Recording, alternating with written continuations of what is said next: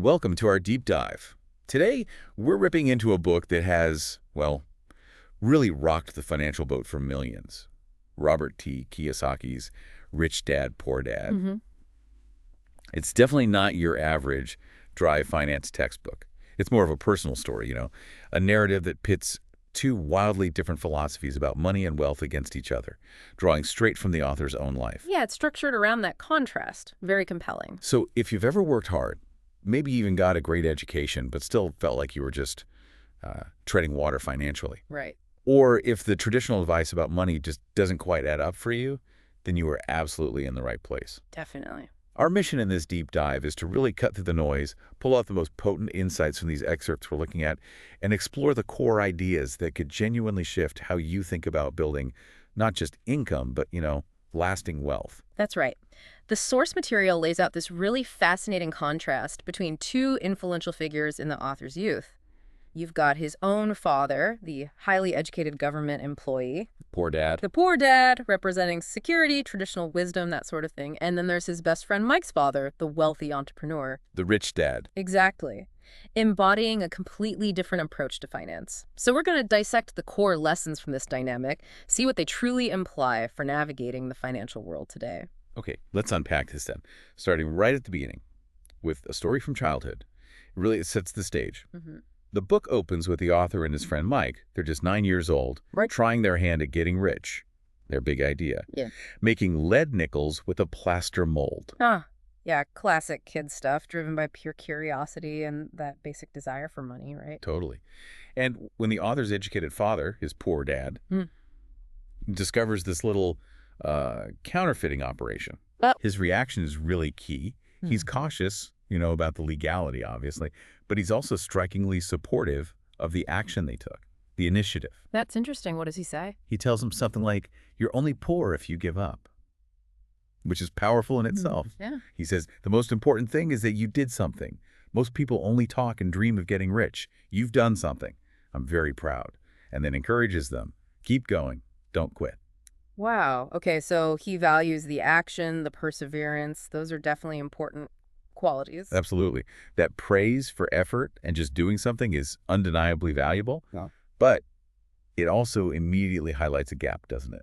How so? Because right after that praise, his highly educated father frankly admits, "I wish I could help you, but I really don't know how to make money." Okay. There it is. Yeah. He gets working hard, getting a good job, saving up. But the actual mechanics of generating wealth outside of salary, he admits that that's just not in his wheelhouse. Exactly. And that admission becomes the pivot point, really. The poor dad, recognizing his own limitation in this specific area, making money, not just earning it, he points them towards someone who does understand it. Mike's father, the rich dad. Right, the entrepreneur. The poor dad even quotes their shared banker, who apparently called Rich Dad brilliant when it comes to making money. So it's an acknowledgement right there from poor dad that there's this different kind of intelligence, a different skill set needed for wealth creation, something you don't typically learn in school. Precisely. It sets up the whole premise. And what's the first lesson from this brilliant moneymaker, the rich dad? It's not some lecture on finance theory. What is it? It's a job offer. Yeah. Work for him at his superette, one of his little stores, for 10 cents an hour, 3 hours every Saturday. 10 cents an hour. Even back then, that's low. Extremely low. And the author, he's 9, right? He understandably pushes back. He wants to play softball with his friends. But Rich Dad is stern, non-negotiable. Just take it or leave it. And the author makes that choice, work and learn instead of playing ball. Okay, so this moment, it's not really about the task itself, dusting cans or whatever, or even the tiny pay. Right. It's the bigger significance, isn't it? It's about prioritizing learning about money, specifically over immediate gratification, over leisure, over what's comfortable or fun at that age. Yeah, it's a commitment. Rich Dad isn't just hiring cheap labor here. He's basically initiating their education in his, let's call it, unconventional school of money. By accepting that ridiculously low wage, the boys are essentially buying into his system. They're agreeing to look beyond the immediate paycheck for some deeper understanding of how money actually works in the world of business and investing. It's a lesson in deferred gratification from the get-go. Yeah. And the value of specialized knowledge, maybe. Exactly. And Rich Dad He's clever. He deliberately lets them stew in that feeling of being underpaid and overworked. Mm. After weeks of working for, like you said, literally pennies 30 cents total for hours of work, the author is furious. He feels exactly what so many people feel in low-paying jobs. Yeah. Used, resentful, kind of trapped. He wants to quit. Understandably. And that frustration, that is the first lesson according to the source. It's designed to make them experience that feeling of working hard for little return, the feeling that drives, well, the majority of people in the workforce. So it's experiential learning. He wants them to feel it. Precisely. And this is where the breakthrough happens, the turning point. Rich Dad doesn't just give them a raise. That would miss the point entirely. So what does he do? Instead, in that pivotal scene described in the source, he taps the author on the head and says the solution lies in this stuff between your ears. Ah, powerful image. Isn't it? It's such a potent metaphor for the core message of the book. The path to wealth isn't primarily about external factors like the job you have or how much your salary is. It's about internal development. It's about cultivating your financial intelligence. Okay, so this is where it gets really interesting. This is where the book starts to, flip the script on conventional thinking about work and money. Absolutely. The core insight here, the thing that fundamentally separates Rich Dad's philosophy from Poor Dad's, isn't about just working hard. Everyone works hard. Right. Poor Dad worked very hard. Exactly. It's about learning to have money work for you. Instead of trading your time directly for money, hour after hour, year after year, in a job. You learn how to acquire assets. Precisely. Assets that generate income on their own, whether you're physically working or not. That's the key to eventually gaining financial freedom from needing that regular paycheck just to survive. And Rich Dad explains why most people get stuck on that work for money path, right? He does. He says it's simply easier. It's the path of least resistance, especially when, as he puts it, fear is the dominant emotion surrounding the whole topic of money. Fear. What kind of fear? He details the common ones. The fear of not being able to pay the bills, the fear of getting fired, the fear of just not having enough money, and maybe the biggest one, the paralyzing fear of having to start over if something goes wrong. Yeah, those are real. Totally real. And these fears, he argues, are like the unseen chains that bind people to their jobs, even jobs they might hate. It's the hidden cost of seeking job security. They become, in his words, slaves to money. Which leads to frustration, getting angry at your boss. Exactly. It becomes this cycle driven by these really powerful, deep-seated emotional responses, not just pure logic. And he contrasts this whole fear-driven cycle with the pursuit of financial education. He calls it a lifetime study. Unlike, say, a 4-year college degree, which many people see as sort of the end point of formal learning. Right, you graduate, you're done. The world of money, investing, business, it's constantly shifting, constantly changing. You can't just learn it once. He observes that most people never genuinely study money itself. What do you mean? Well, they learn a trade or a profession. They get good at doing something to earn money. They get the job, get the paycheck, pay the bills. And then they wonder why they're always struggling, why there's never enough left over. You think the solution is just earning more money at that job? Exactly. But according to the source, the real problem isn't the amount. It's a fundamental lack of financial education. They don't understand how money works beyond the paycheck. So financial aptitude, what does that actually involve, according to Rich Dad? It's about understanding, and this is a direct quote essentially, what you do with the money once you make it, how to keep people from taking it from you, how to keep it longer, and how to make that money work hard for you. Okay, so it's not just earning it. It's managing it, protecting it, growing it. Precisely. That's the missing piece for most people. Without that specific kind of knowledge, even highly successful professionals, doctors, lawyers, executives earning big salaries, can find themselves constantly working just to stay afloat. They haven't learned how to make their money generate more money independently of their own time and labor. Which keeps them on that treadmill. That's the perfect word. It keeps them on the treadmill. And that treadmill, the book gives it a name, right? The rat race. Yep. Rich Dad vividly describes it as that repetitive, exhausting cycle. Get up, go to work, pay bills. Get up, go to work, pay bills. Day in, day out. Sounds bleak. It is, and he points out that people's lives in this race become forever controlled by two emotions, fear and greed. Fear and greed. How does greed fit in? Well, fear motivates them to cling to the job, to get that paycheck for security. But then when they get a raise or some extra money comes in, greed or maybe just desire for nicer things, comfort, status prompts them to spend it. Ah, okay. Not necessarily on things that will make them more money. Exactly. Often they spend it on liabilities, things that take money out of their pocket, like a fancier car, a bigger house payment, more consumer debt. Mm. So they get paid more, but their expenses and their debt load increase right along with it, sometimes even faster. Which keeps them firmly stuck in the cycle. Maybe at a slightly higher income level, but still stuck. Precisely. Just a fancier cage in the rat race. But Rich Dad insists there's another way out of this cycle. He does, but he also notes, kind of tragically, that only a few people find it. And that is the core journey he wants to guide the boys on. That's why he deliberately withheld their initial pay, remember? Yeah, the 10 cents an hour thing. He wanted them to confront that feeling of being trapped, to make them hungry for something more than just earning money, to realize the real goal is understanding and mastering the flow of money. Okay, so let's talk about that flow.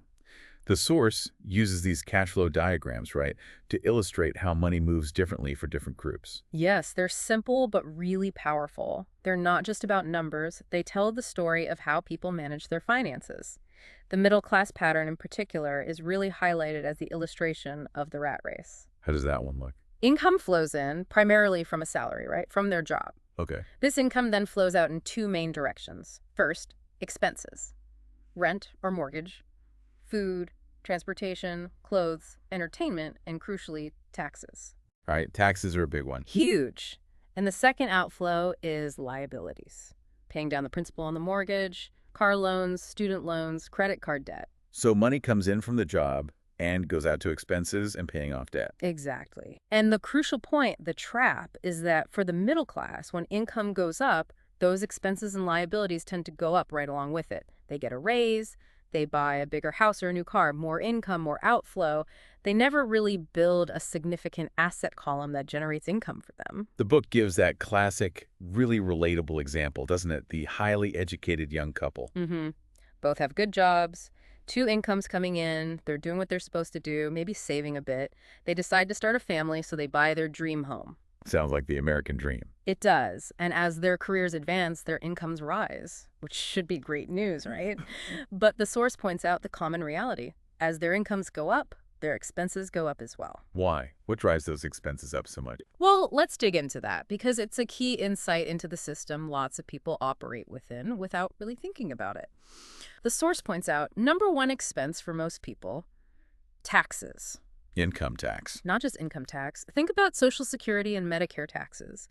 In the U.S., that's effectively around 15% of your salary right off the top because your employer pays half, but that's money they could have paid you directly, and you still pay income tax on your share that's deducted. Ouch. Didn't think of it that way. Then you buy that dream home. Yeah. Suddenly you've got property taxes, which can be substantial, and they usually only go up over time. Okay. Yeah. Plus, buying a house isn't just the mortgage payment, is it? It often triggers a cascade of other spending, new furniture to fill the bigger space, new appliances, maybe a new car to park in the new driveway. Right, the lifestyle inflation kicks in. Exactly. Suddenly, their liabilities column is overflowing with that big mortgage debt, maybe car loans, and potentially a lot more credit card debt from furnishing the new place and keeping up with the Joneses. They're deeper in the rat race. And then the bank calls, right? Seeing their home equity has grown. Yep. They offer a home equity loan or line of credit. Consolidate that high-interest credit card debt into your mortgage. It's smart, tax-deductible interest. Sounds logical on the surface. It does. But what have they really done? They've taken short-term, high-interest consumer debt and rolled it into a long-term, 30-year liability secured by their primary residence. They might feel a little breathing room month to month, but they're actually deeper in debt for much longer. Their overall financial burden has increased, not decreased. Wow. Okay. So this whole scenario really circles back to that fundamental issue the source keeps hammering on. Yeah. Mistaking liabilities for assets. Absolutely. The book's core definition is just dead simple. An asset is something that puts money in your pocket. A liability is something that takes money out of your pocket, period. And the source argues strongly that for many, maybe most, people, their biggest asset on paper is primarily a liability. Right. And it lists several reasons why. First, you spend decades paying for it, often refinancing, taking out new loans against it. You might never truly own it free and clear during your peak earning years. Okay. Second, while the mortgage interest is tax deductible and that benefit decreases over time as you pay down principal, that only helps with one part of one expense. All the other housing costs, Property taxes, insurance, maintenance, repairs, utilities, plus all your other life expenses are paid with after-tax dollars. Good point. Third, property taxes. They can be a huge ongoing burden, and they don't stop when you retire. The source even suggests they can force people to sell their paid-off homes in retirement if they can't afford the taxes on a fixed income. That's scary. Fourth, houses don't always go up in value. Sometimes they go down. The source mentions friends who ended up owing more on their mortgage than their home was actually worth. Negative equity. Yeah, that happens. And maybe the most powerful point, the one that really relates to building wealth. The greatest cost is the missed opportunity. All the money tied up in a large mortgage payment, property taxes, insurance, upkeep for that big house.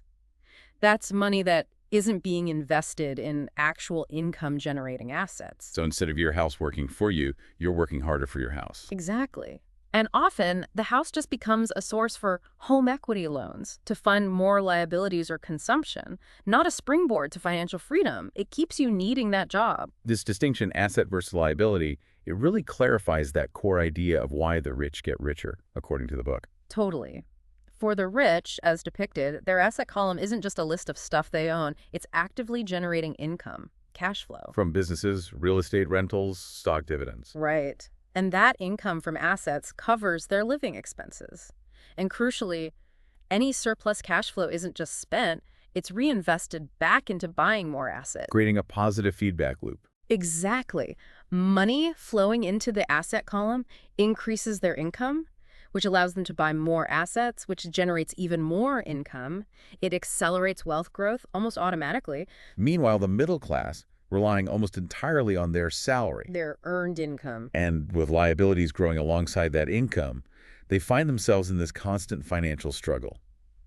Their financial position is described in the source as tenuous, right? Tenuous at best, which makes them feel like they have to play it safe. They're afraid to take risks, afraid to invest, because they don't have that cushion of income-generating assets. They fear losing the job that supports the whole house of cards. So they miss out on the very opportunities that could potentially break them out of this cycle. That's the catch-22 presented in the book. Okay, so even if you intellectually grasp all this assets versus liabilities, the rat race mechanics breaking free isn't just a logical exercise, is it? They're these big internal obstacles. Huge ones. The source really dives into these psychological barriers. And one of the biggest, maybe the biggest, is that deeply ingrained fear of losing money. Which feels universal, right? Yeah. I mean, nobody likes losing money. Even wealthy people don't like it. Absolutely not. Everyone feels that fear. But the key, according to Rich Dad's philosophy, isn't trying to eliminate the fear entirely. That's probably impossible. It's how you handle the fear. And maybe even more importantly, how you handle actual losses or failures when they inevitably happen.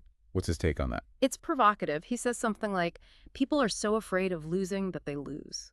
Meaning They're so paralyzed by the possibility of a setback, the fear of losing, that they never take the necessary calculated risks to actually gain anything significant. Their fear guarantees they stay small. he uses those everyday examples, right? Like learning to ride a bike. Exactly. You know you're going to fall when you're learning to ride a bike. It's part of the process. Playing golf, you're going to lose some balls in the woods or the water. That's just golf. Falling in love involves potential heartbreak. Right.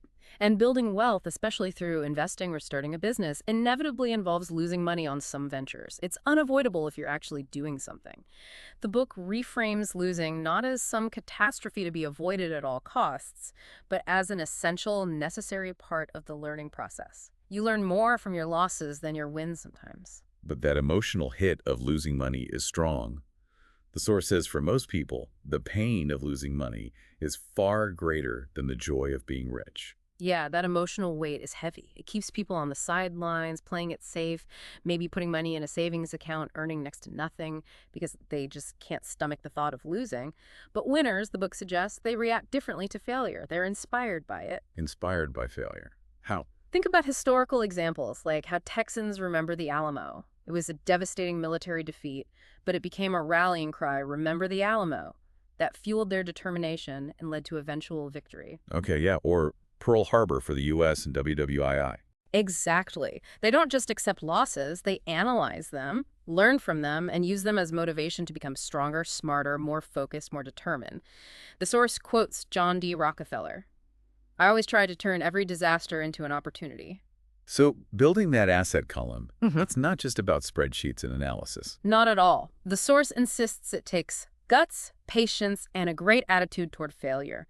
You have to be willing to fall off the bike, lose some golf balls, maybe even lose some money to learn how to ride well, play better, and ultimately win big financially. Okay, fear is one obstacle. What else? Oh, Cynicism comes up too, right? yes, big time. The source personifies this as Chicken Little, the one always running around shouting, "The sky is falling, the sky is falling." Okay, how does that manifest financially? It shows up as internal doubt.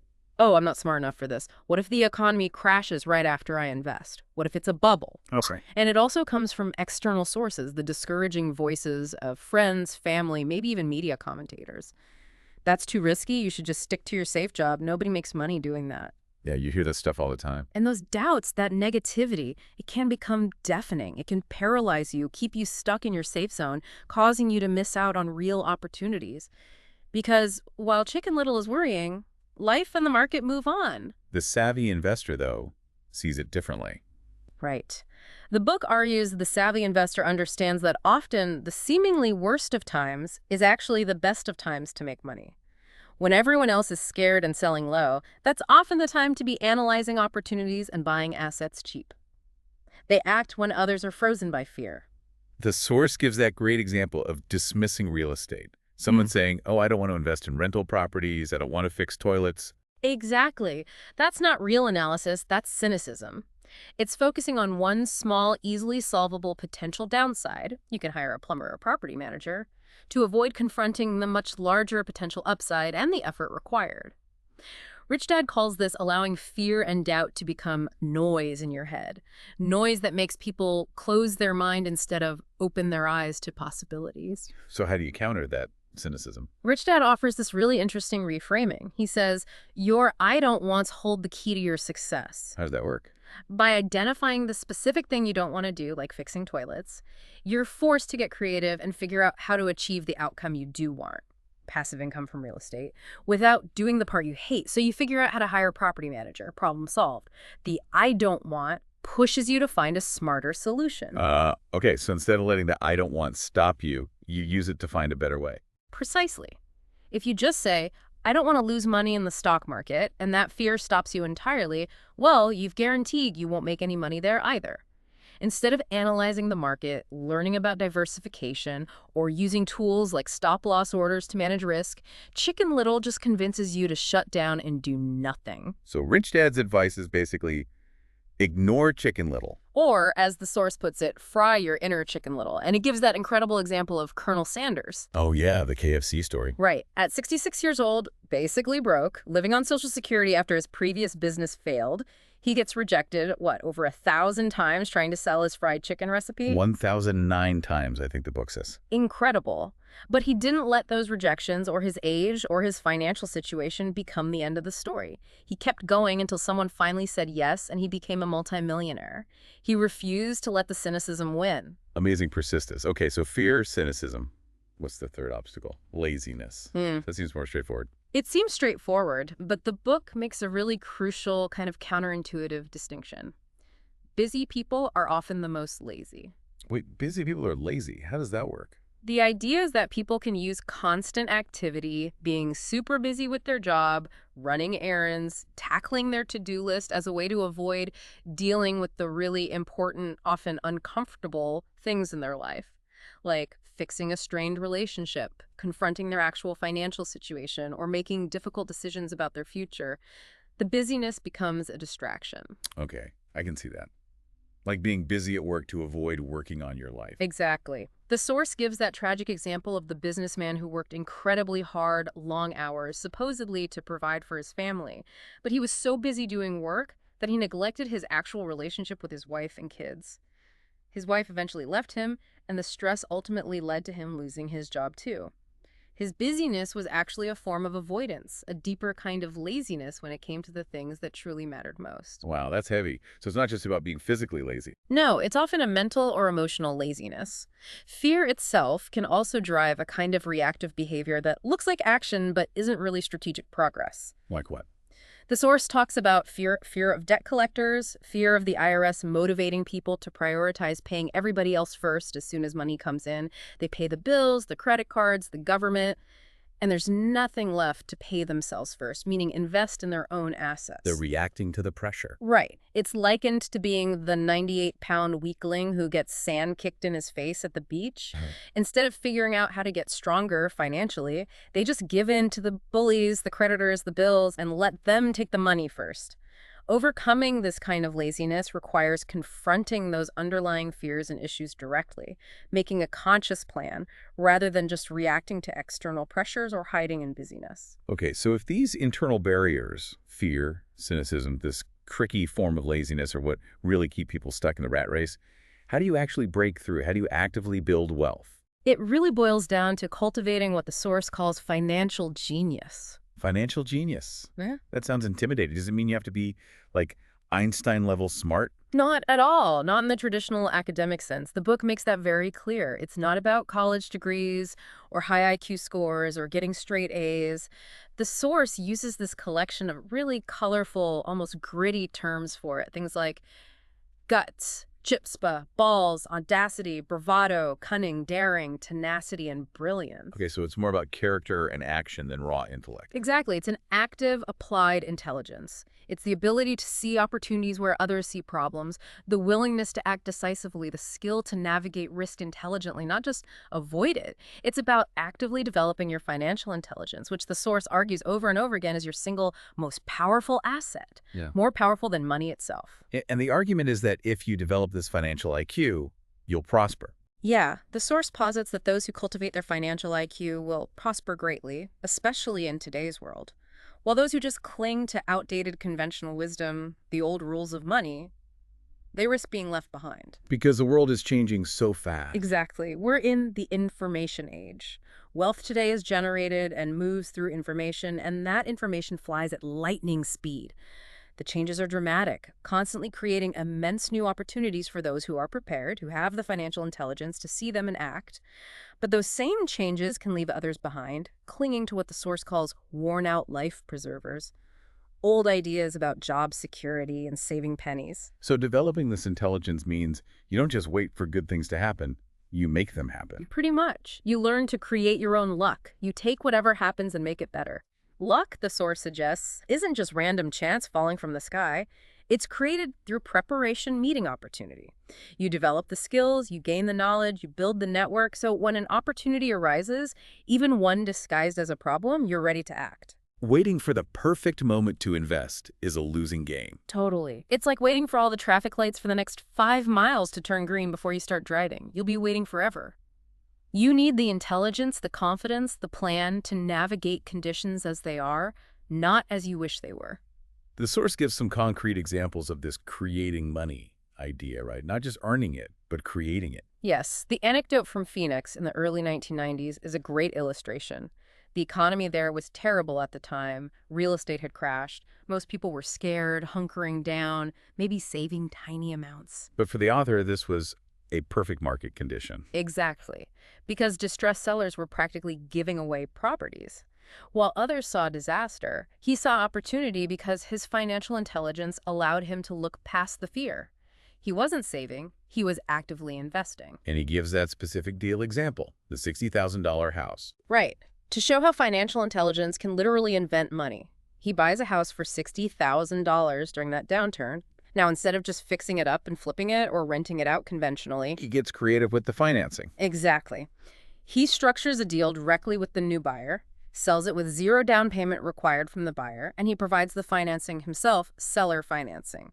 He holds a $190,000 promissory note from the buyer, secured by the house, paying him 10% interest over 30 years. Wait, so he turned a $60,000 purchase into a $190,000 asset almost immediately. That's the power of structuring the deal. And that single transaction started generating $19,000 a year in passive income, 1,583 seble a month flowing in, whether he worked or not.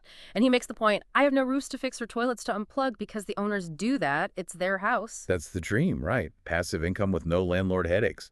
And he even adds, somewhat cheekily, that if the buyer defaults, it can actually be wonderful. You get the house back, which might be worth even more by then. You keep all the payments and late fees they've already paid, and you can potentially resell it again, maybe for even more, or restructure another deal.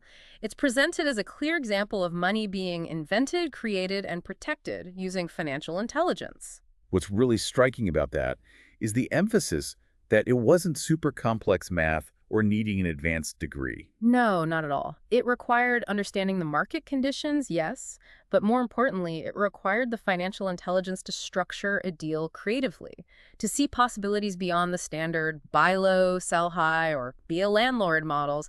That's not something your typical job or traditional savings advice teaches you. And he mentions his main vehicles are real estate and stocks. Yeah, he explains he uses real estate primarily as his foundation because it tends to provide stable, predictable cash flow. Then he uses small cap stocks for potentially faster growth, managing the higher risk through understanding the companies and markets. And he advises reinvesting profits from the faster growing stocks back into the stable real estate foundation to lock in gains and keep strengthening that passive income base. He gives reasons for sharing these personal stories, right? It's not just bragging. No, he explicitly lists why. 1, to inspire you, to show what's possible. 2, to demonstrate that building wealth isn't inherently super difficult if your foundation of understanding your financial intelligence is strong. 3, to prove that anyone, regardless of their starting point, can achieve significant wealth. 4, to show there are countless different ways, millions of paths to financial freedom. And 5, critically, to keep reinforcing that it's not rocket science. It's more about mindset and strategy than complex calculations. Exactly. And that greater financial intelligence doesn't just help you find more opportunities. It gives you the ability to analyze deals better, make smarter decisions, and even take what looks like a bad deal to most people and turn it into a good one through creative structuring or negotiation. That ability comes from actively learning, taking action, and getting practical experience, not by sitting safely on the sidelines just reading about it. So how do you develop this financial genius? The source offers those 10 steps, right? Like personal guidelines the author uses. Yeah, 10 steps to awaken your financial genius. We probably can't go through all 10 in detail, but let's touch on a few that really stand out in the source material. Okay, like step 1. Step 1, find a reason greater than reality, the power of spirit. This one's huge. It's easy to say you want to be rich. Who wouldn't say yes to that? But then reality hits the hard work, the inevitable setbacks, the fear, maybe criticism from people you care about.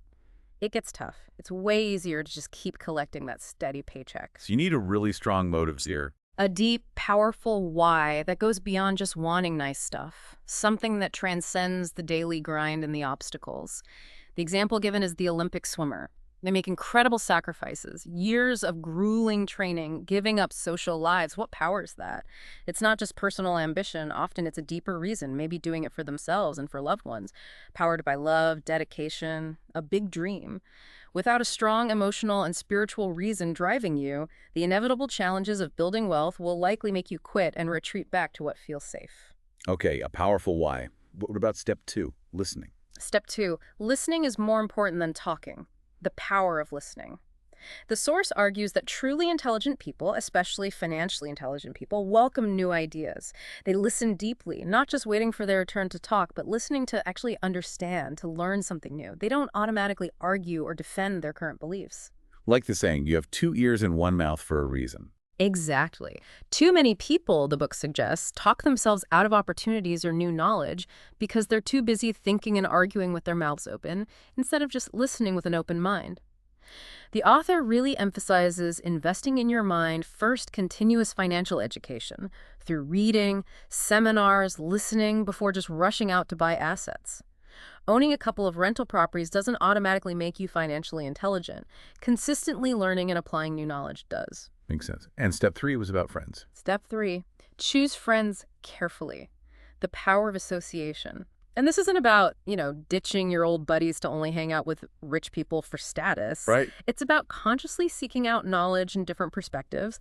The author observes that friends who are actively building wealth tend to talk about business, investing, deals, opportunities. By spending time with them, participating in those conversations, and just listening, you inevitably learn. And you can learn from friends who are struggling too. Absolutely. You can learn valuable lessons, often about what not to do, by observing the financial habits and results of friends who are facing challenges. The key is to listen to diverse viewpoints. Keep your mind open. Like, Watching financial experts with completely opposing views debate on TV, both sides might hold a piece of the truth or reveal different ways of looking at the same problem. Don't just surround yourself with people who confirm what you already think. This sounds like it connects to that idea of legal insider trading the source mentions. It connects strongly. And let's be clear, this isn't about illegal insider trading based on non-public material information. Right, definitely not. It's about the advantage you get from leveraging your network, your associations, to gain timely, valuable information that is publicly available, just maybe not widely known or understood yet. Money is made on information, being close to the inside, having a network where relevant financial information, trends, and opportunities are discussed. That significantly increases your chances of spotting potentially profitable situations early, often with reduced risk because you have better context. And there was that example about tax alert. Yeah, a powerful example. Learning about the possibility of buying 16% tax lien certificates, a relatively safe, high-return investment, directly from a government employee friend who was already doing it and was happy to explain exactly how it worked. That specific piece of information, shared freely within his network, allowed the author to quickly find and act on two lucrative deals he otherwise wouldn't have even known existed. That's the power of association and timely information. So beyond those specific steps, the source also talks about broader skills needed, right? Management skills. Yes, essential management skills for any kind of financial success beyond just having a job. Specifically, management of cash flow, knowing where every dollar comes from and goes. Management of systems, whether that's running a business efficiently or having a systematic investment strategy. And management of people. Managing people, including hiring people smarter than you. Absolutely critical. Like building a strong team for your business or assembling a personal board of directors, your accountant, attorney, brokers, mentors who provide expertise you don't have. You don't have to know everything if you know how to find and manage people who do. And the most critical specialized skills, sales and marketing came up. Paramount. The ability to sell, whether it's selling a product, a service, yourself in a negotiation, your ideas to investors, or a deal to a buyer or seller, is presented as perhaps the single most important skill for wealth creation. Tied closely to that are communication skills in general, writing clearly, speaking persuasively, negotiating effectively. These are foundational for personal and financial success and need to be worked on constantly. Okay, and there was one more really foundational principle mentioned alongside discipline. Pay yourself first. Ah, yes. Classic advice. Sounds so simple, you hear it everywhere, often traced back to the richest man in Babylon. But the source says very few people actually do it. Exactly. Look back at those cash flow diagrams. For most people, money comes in, and it immediately flows out to the taxman, the landlord or mortgage company, the credit card companies, the grocery store. Expenses and liabilities get paid before anything is consistently allocated to their own asset column. Why is it so hard to do? It requires real mental fortitude, as the source calls it, the self-discipline to resist the immediate gratification of spending, to ignore the external pressures and temptations of our consumer culture, and to consciously direct a portion of every dollar that comes in towards building your own future income streams first, before the bills get paid. That takes guts for most people, especially when money is tight. But it's about making your own financial future the absolute top priority, not the leftovers. That requires a major mindset shift. Huge. It's the discipline to treat building your assets not as an optional expense, but as your most important bill. Let's quickly revisit those three types of income mentioned, just to be clear. Sure. There's ordinary earned income, basically, your salary or wages from a job, what Poor Dad focused on. Then there's portfolio income from paper assets like stock dividends, bond interest, or capital gains from selling stocks. Got it. And finally, passive income, typically income from real estate rentals or from businesses that you own but don't have to actively run day to day. This is where Rich Dad put his focus, having money work for you. And the core teaching of the book is essentially about converting that first type, earned income, into the other two types, passive and portfolio income. That's the fundamental engine of wealth building, according to this philosophy. Use your job's income not just to live, but to systematically buy assets that generate more income. which brings us to the cash flow game. The source talks quite a bit about this. It's not just a board game, is it? No, it's presented as much more than that. It's positioned as a crucial educational tool, something designed to teach these complex financial principles, accounting, investing, strategy, in a way that traditional methods like books or lectures often can't. It engages the player on multiple levels: body, mind, emotions, and spirit, as the source puts it. How does it do that? How does playing a game teach you finance. The genius of it, according to the source, lies in simulation and safe failure. It allows players to make common financial mistakes, buying liabilities they think are assets, making impulsive investments, getting stuck in debt but with play money in a safe, fun environment. So you learn from mistakes without real-world consequences. Exactly. You experience the frustration of the rat race in the game, and you learn the strategies to get out. Cash Apes Flow 101, the basic game, teaches the fundamentals. Understanding your financial statement, the difference between assets and liabilities, basic investing concepts, and the mechanics of building up enough passive income to escape the 9-to-5 grind within the game. And there's a more advanced version. Right, Cash Ape Flow 202. That one delves into more technical investing strategies, like short-selling stocks, using call and put options, things like that. Strategies that allow experienced investors to potentially make money whether the market is going up or down. Which builds confidence. Exactly. That technical knowledge builds confidence and helps reduce that paralyzing fear of losing, which, as we discussed, is such a huge obstacle. It helps players transition from just understanding the concepts to feeling capable of being, as the source calls it, a real investor. And the source also mentions cash flow clubs, communities built around the game. Yes, and this is presented as a really key element. These clubs exist worldwide, acting as a sort of shelter from the storm, because trying to change your ingrained financial habits and mindset, especially if you're moving away from the conventional path your friends and family follow, can be really isolating and difficult. People might think you're crazy. They might. So these clubs provide a supportive community, a place to meet like-minded people who are also committed to learning and taking action, not just talking about getting rich someday. It's an environment that supports the long-term changes, which are often mental and emotional, not just financial, needed to shift your paradigm. So the game teaches the mechanics, and the clubs provide the support network. That seems to be the idea. The game and the club discussions help you figure out your own next practical steps. Maybe you explore real estate investing simulations in the game, or maybe paper assets click for you. You learn through trial and error in that low-stakes setting, and you get encouragement and ideas from others on the same journey. This ties into another idea in the source material, finding your path in life, which might be different from just having a profession. Yeah, that's a really interesting distinction. The author talks about his own experience, right? He had these successful, secure careers, lined up ship's officer in the merchant marine, helicopter pilot in the Marines. Good professions. Sounds impressive. Definitely. But he realized at some point that while he was good at them, they were just professions he had trained for. They weren't his deeper life's path, which he felt was more connected to financial education, entrepreneurship, teaching what he learned from Rich Dad. So he walked away from that security. That takes guts. It does. And the source argues that traditional education often gears people primarily for the E, employee, or S, self-employed small business specialist, quadrants of that cash flow model we touched on. Right. Employee or self-employed. It trains them for job security, technical skills within a profession. And importantly, by often punishing mistakes harshly, the traditional school system can inadvertently suppress the very entrepreneurial spirit, the willingness to try, fail, learn, adapt, that's crucial for success in the big business owner and I investor quadrants. Which might explain why so many famous entrepreneurs didn't fit the traditional school mold. That's the suggestion. People like Edison, Henry Ford, Steve Jobs, Bill Gates, Walt Disney, Mark Zuckerberg, many of them either skipped college or dropped out. Not because they weren't smart, but perhaps because the traditional system wasn't teaching them what they needed or wasn't compatible with their way of thinking and risk-taking. And the author's own questions drove him to develop this alternative education.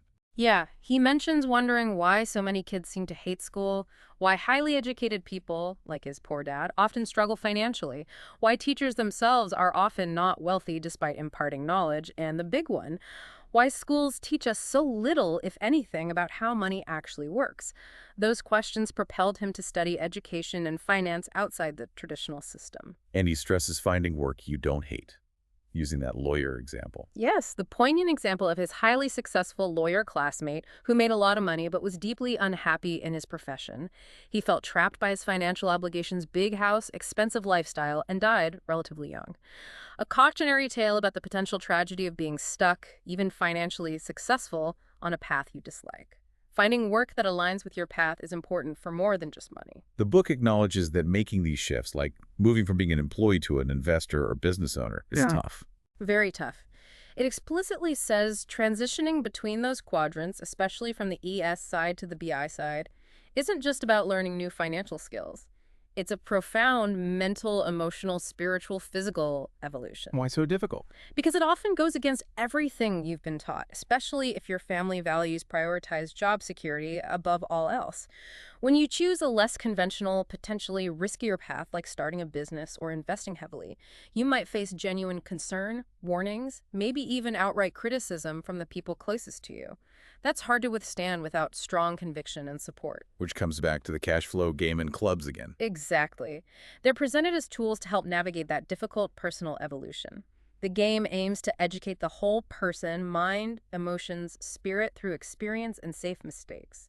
The clubs provide that crucial support system, reinforcing your commitment when facing external doubt or internal fear during that long-term process of change. The source is realistic, though, right? Finding your path isn't always a straight line. No, definitely not.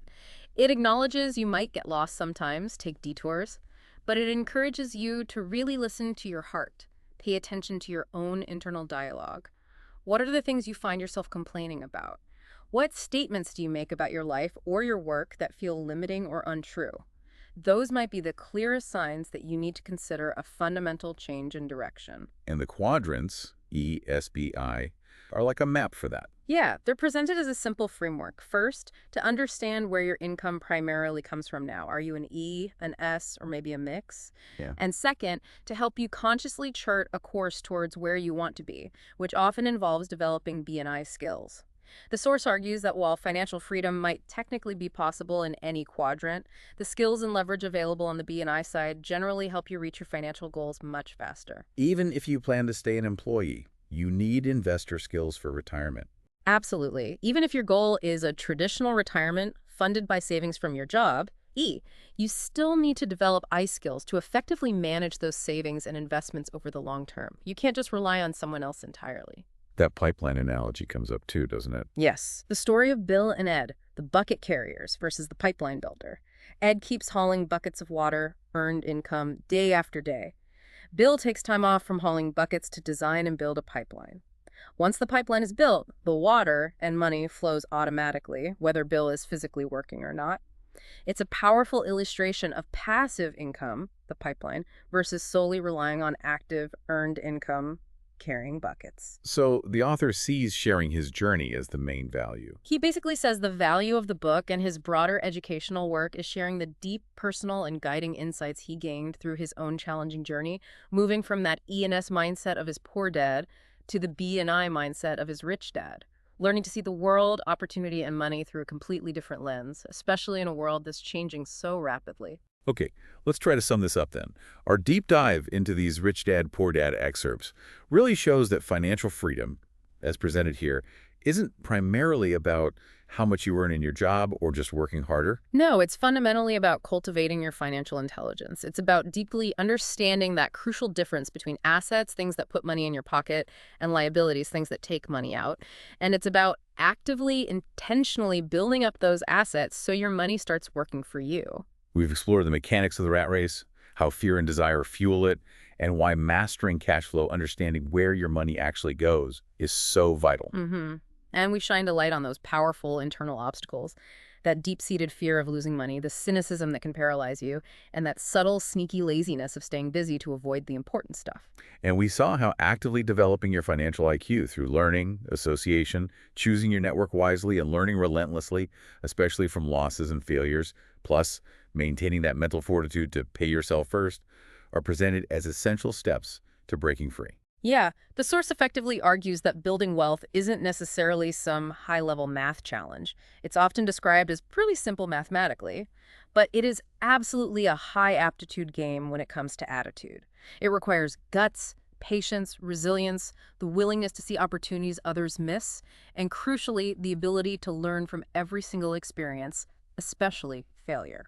Ultimately, through that really compelling contrast between the two dads, the book throws down a major challenge to the conventional wisdom many of us grew up with.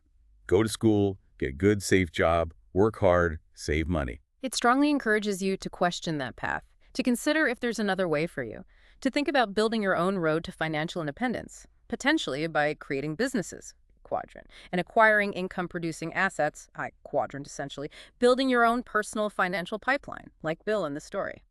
This deep dive, I mean, we've covered a lot, but it really has just scratched the surface of the ideas in this book, hasn't it? Oh, absolutely. If these concepts, asset building, understanding cash flow, overcoming financial fear, the quadrants, making money work for you, if any of that resonated with you on a deeper level today, we definitely encourage you to check out the full book. There's a lot more detail, more stories, more nuance in the original source. So maybe a final thought to leave you with, based on all this. If financial intelligence really is a lifetime study, as the source suggests, what's one specific concept we talked about today that maybe sparked something in you, something you feel you need to learn more about? And maybe more importantly, what's the very first small, achievable step you could take, say, this week, just to deepen your understanding, or maybe even start applying it, even in a tiny way, in your own life? That journey, as Rich Dad might say, starts with that first step, taken right between your ears. Keep learning, keep exploring, keep questioning.